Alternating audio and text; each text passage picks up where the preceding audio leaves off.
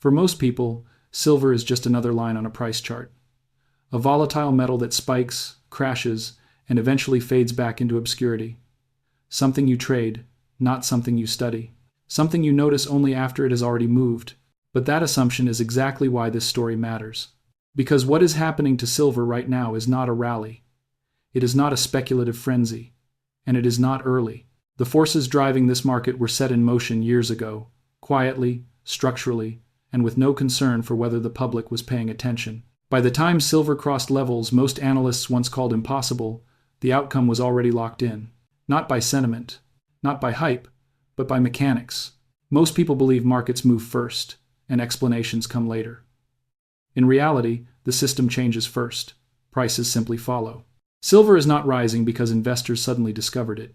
Silver is rising because the modern economy has backed itself into a corner where this metal is no longer optional. And once that line is crossed, there is no smooth way back. This is not a story about getting rich.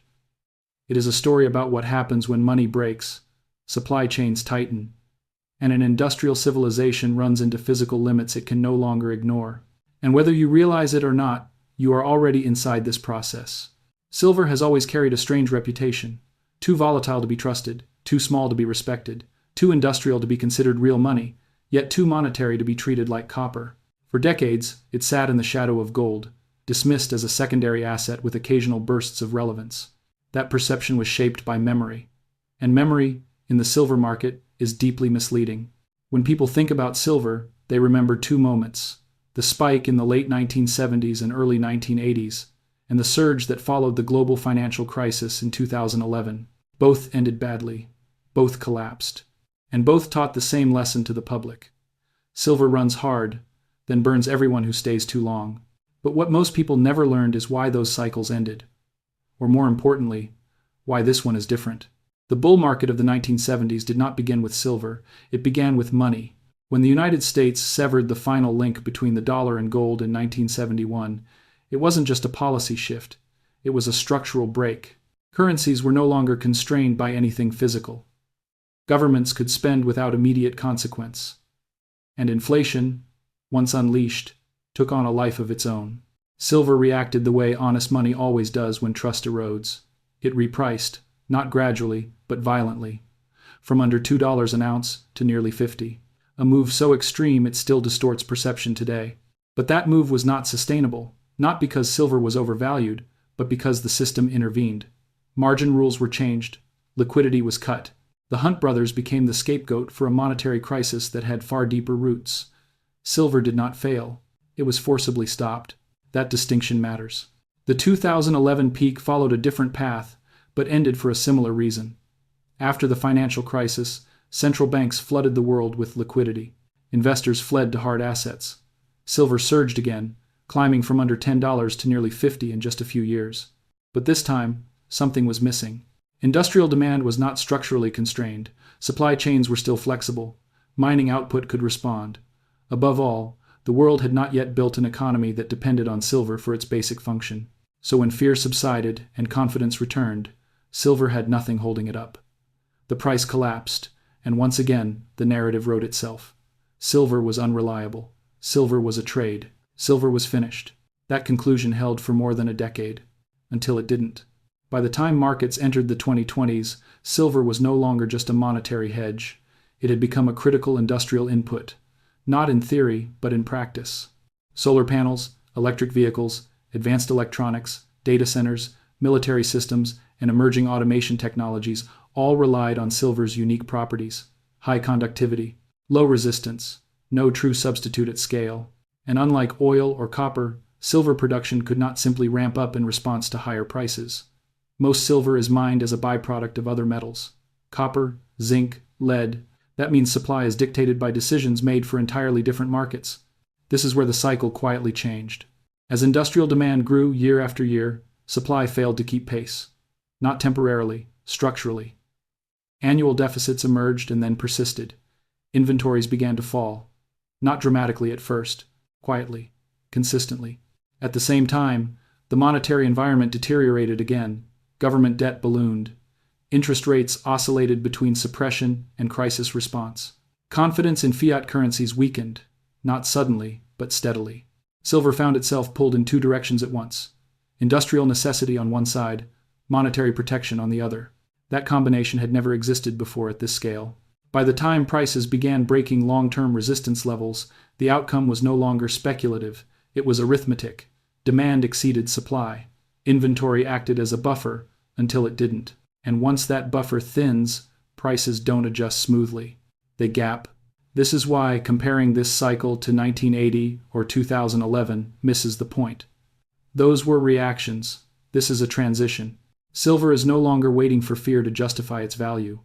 It is being consumed by an economy that cannot function without it.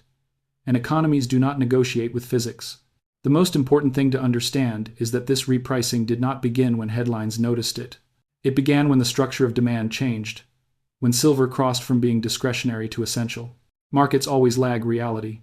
By the time the public feels comfortable, the easy part is over, and by the time consensus agrees, the system has already moved on. This is not a story about whether silver will pull back.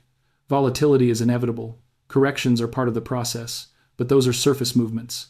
Noise on top of something much deeper. The real story is that silver has entered a phase where its role has fundamentally changed.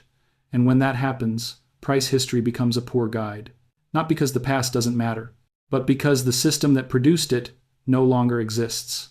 When a market reaches this stage, the most dangerous mistake is to focus only on price. Price is what people see. Structure is what controls outcomes. For decades, silver lived in a world where demand was flexible. If prices rose too far, manufacturers could substitute. Production could respond. Inventories could absorb shocks. The system had slack. That slack is gone.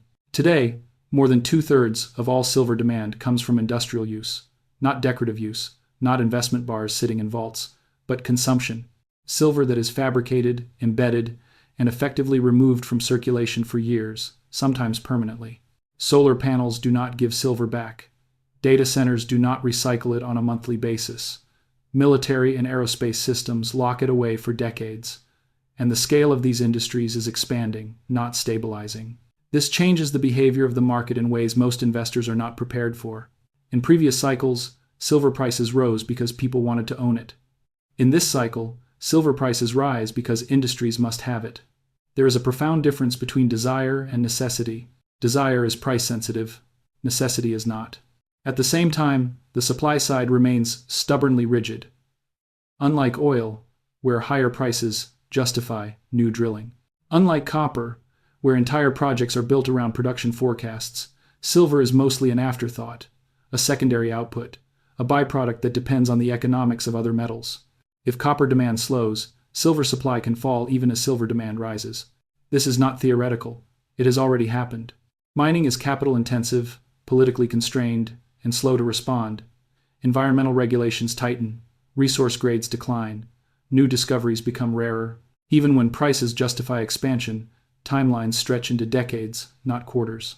This is why persistent deficits matter, not because of a single year imbalance, but because each year draws down a finite buffer. Inventories are not supply. They are the absence of supply problems. And once they are depleted, the market must clear through price alone. This is where the monetary side of the story returns. While silver was quietly becoming indispensable to industry, the global financial system was undergoing its own transformation. Debt levels that once seemed temporary became permanent. Emergency policies became standard tools. Balance sheets expanded, contracted, and expanded again, each time from a higher base. The purchasing power of currency eroded slowly enough to be tolerated, but steadily enough to be undeniable. Gold responded, as it always does. But silver, with its dual role, responded differently. It lagged at first. It absorbed skepticism. It endured neglect, and then it began to catch up. What followed was not just a reversion to historical ratios, but a reassessment of function. Silver was no longer being priced solely as a hedge against monetary risk. It was being priced as an input into the future economy. This is why comparisons to past peaks feel increasingly inadequate. In 1980, silver was reacting to inflation panic.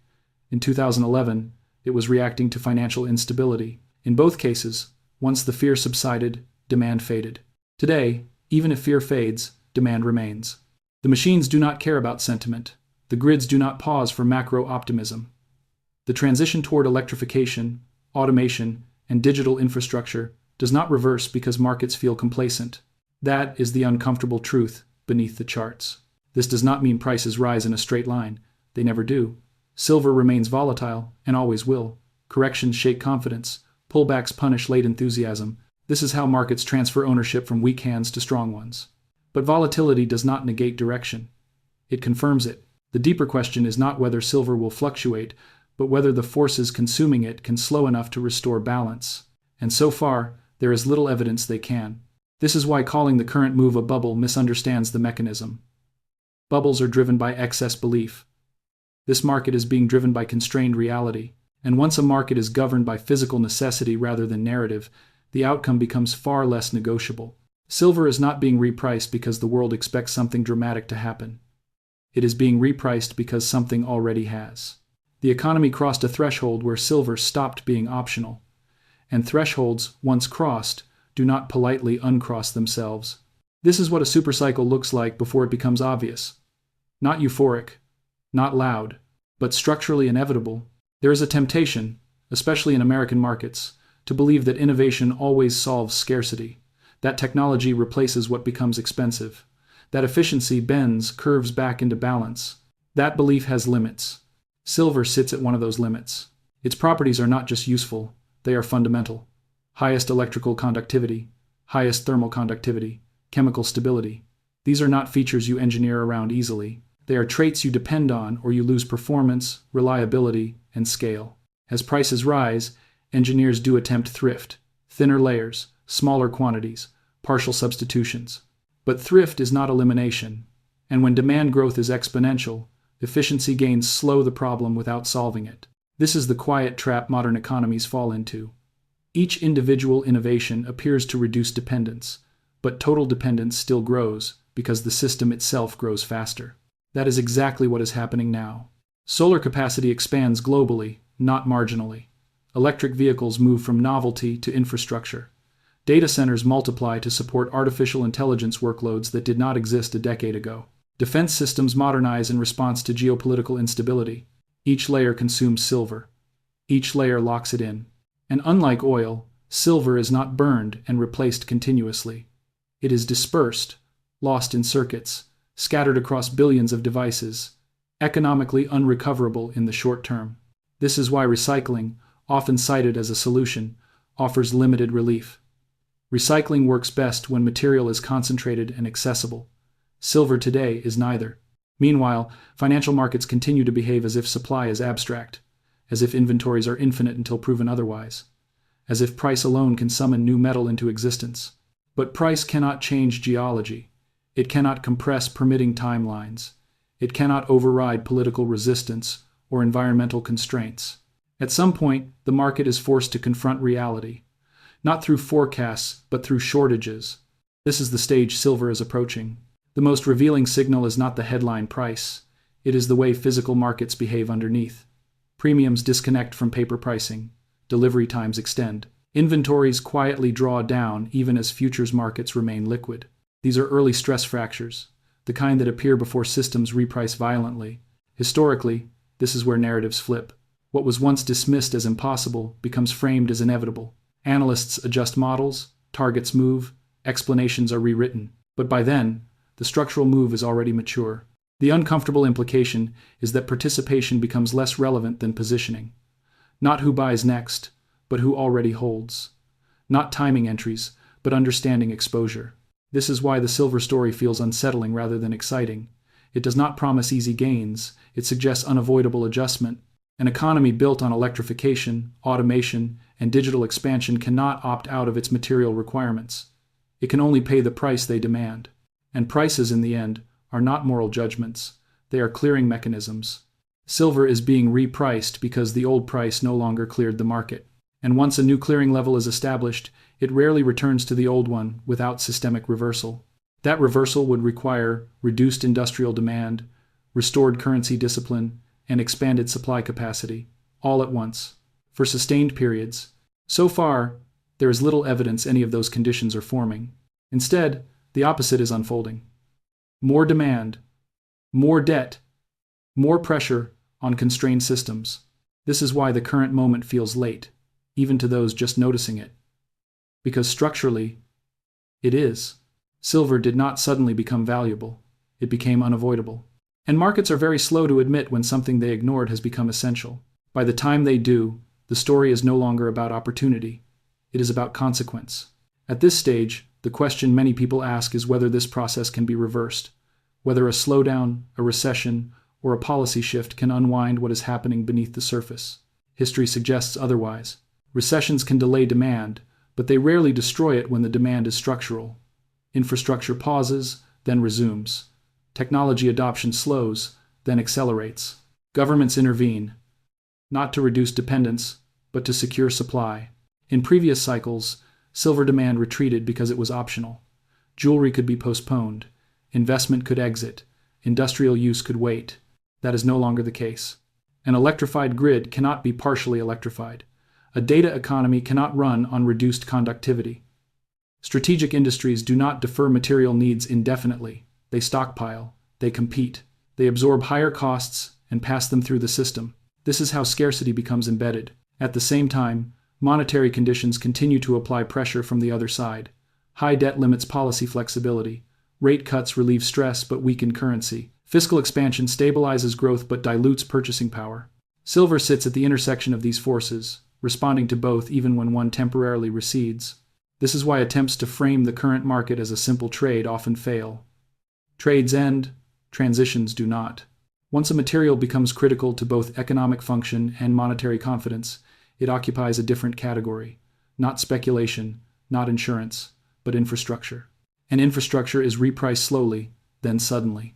The sudden part is what most people notice. The slow part is what determines who is prepared. What makes this uncomfortable is not the possibility of higher prices. It is the realization that the old equilibrium is gone, that the system people remember no longer exists, and that many assumptions built on it quietly expired without announcement. Silver did not announce its transition. It does not need to. The market will reflect it regardless of recognition. This is why the story feels ominous rather than celebratory, because it is not about winning a trade. It is about adjusting to a reality that has already formed. The economy demanded more silver than the system could provide at the old price. The only variable left to move was price itself, and once that adjustment begins, it does not ask for permission. It simply continues until balance is restored. That is what a supercycle actually is. Not a prediction, not a narrative, but a structural response to limits that can no longer be deferred.